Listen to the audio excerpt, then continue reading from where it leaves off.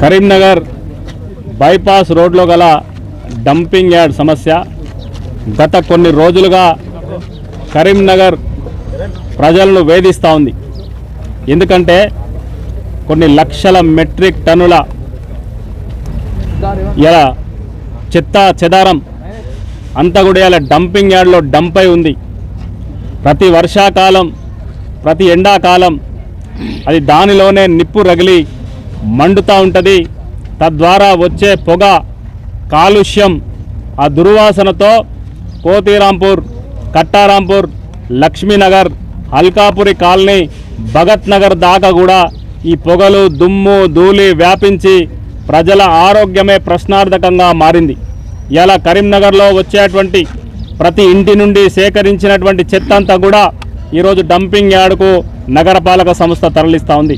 ఇక్కడికి వచ్చినటువంటి మనోహర్ లాల్ ఖట్టర్ మా ఆయనే స్వయంగా కేంద్ర మంత్రి, కేంద్ర పట్టణాభివృద్ధి శాఖ మంత్రి, మరి అదేవిధంగా బండి సంజయ్ కేంద్ర హోంశాఖ మంత్రులు ఇద్దరు కూడా కరీంనగర్ నగరంలో నిలబడి డంపింగ్ యార్డ్ సమస్యను శాశ్వతంగా పరిష్కరిస్తాం, దీనికి ఒక పరిష్కారం మేము కనుగొన్నామని చెప్పారు.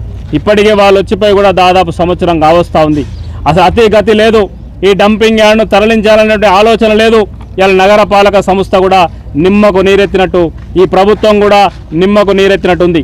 అంటే ప్రజల ప్రాణాలను మీరు గాలికి వదిలేసి ఇలా మీరు బతకండి, ఏ విధంగా బతుకుతారో అని చెప్తే ఇండ్ల నుంచి వచ్చేటువంటి దుమ్ముతో ధూళితో పొగతో ప్రజలు అనేక ఇబ్బందులు పడుతూ ఉన్నారు.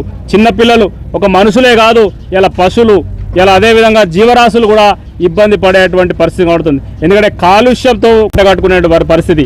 మరి ఇటువంటి వాసనలో నగరపాలక సంస్థ కార్మికులు కానీ ప్రజలు కానీ ఏ విధంగా ఉంటారో నగరపాలక సంస్థ కమిషనర్ కానీ కలెక్టర్ కానీ ప్రభుత్వం కానీ సమాధానం చెప్పాలి. ఇవాళ ఎందుకంటే అనేకమైనటువంటి హాస్పిటల్ నుంచి సేకరించినటువంటి చెత్త కూడా ఇక్కడికి వస్తూ ఉంటుంది. అదంతా కాలుష్యం అయిపోయి కాలుతూ ఉంటుంది. ఈ సమస్యను వెంటనే పరిష్కరించాలని డిమాండ్ చేస్తూ ఉన్నాం.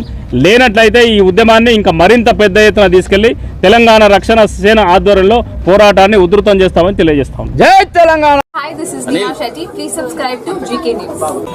Hi everybody, subscribe to GK News.